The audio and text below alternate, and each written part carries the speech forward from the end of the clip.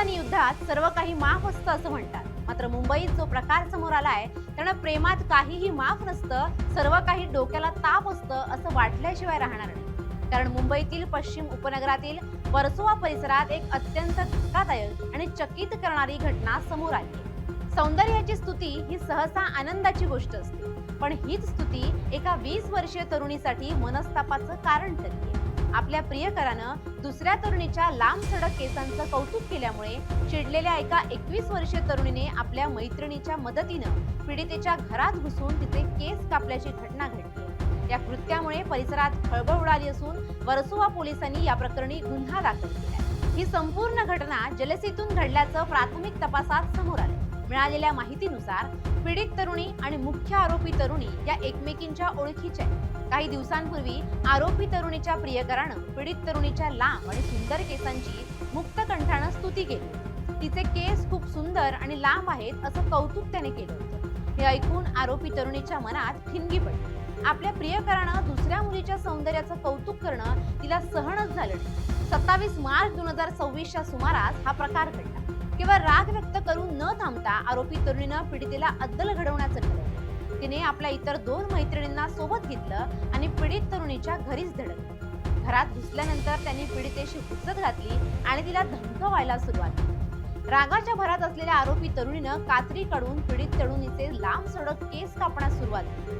पीडितेनं प्रतिकार करण्याचा प्रयत्न केला, पण आरोपीच्या इतर 2 मैत्रिणींनी तिला पकडून ठेवलं होतं. अत्यंत क्रूरपणे तिचे केस कापून तिला विद्रूप करण्याचा प्रयत्न करण्यात आला. केवळ केस कापून या बाईचं समाधान झालं नाही, त्यांनी या संपूर्ण कृत्याचा मोबाईलवर व्हिडिओ बनवला. जर तू कोणाला काही सांगितलं किंवा पोलिसात तक्रार केलीस तर हा व्हिडिओ सोशल मीडियावर व्हायरल करून तुला बदनाम करू अशी धमकी तरुणींनी पीडितीला दिली. या धमकीमुळे पीडित तरुणी प्रचंड मानसिक तणावात गेली. सुरुवातीला घाबरलेल्या पीडित तरुणीनं अखेर धाडस दाखवून वर्सोवा पोलीस ठाणे गाठलं आणि घडलेला प्रकार सांगितला. पोलिसांनी या घटनेचं गांभीर्य ओळखून तातडीनं गुन्हा दाखल केला. मुख्य आरोपी 21 वर्षीय तरुणी आणि तिला मदत करणाऱ्या 2 मैत्रिणींविरुद्ध भारतीय दंड संहितेच्या विविध कलमानुसार गुन्हा नोंदवण्यात आला. यामध्ये विनापरवानगी घरात घुसणं, मारहाण करणं, धमकी देणं आणि विनयभंग करणं यांसारख्या कलमांचा समावेश आहे.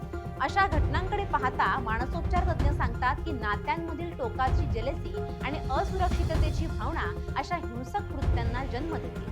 सोशल मीडियाच्या युगात सौंदर्याच्या व्याख्या बदलल्या आणि त्यातून निर्माण होणारी स्पर्धा कधी कधी गुन्हेगारी मार्गाला लागते. कायद्यानुसार कोणाचीही इच्छा नसताना तिचे केस कापणं हा गंभीर गुन्हा मानला जातो.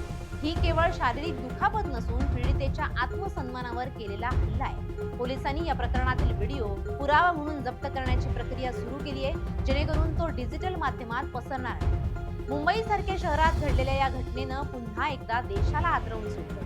वर्सोवा पोलीस सध्या फरार असलेल्या इतर आरोपींचा शोध घेत असून मुख्य आरोपीची चौकशी सुरू आहे. आता या प्रकरणात आणखी कुठलं नवं ट्विस्ट येतं का हे पाहणं महत्त्वाचं ठरणार आहे.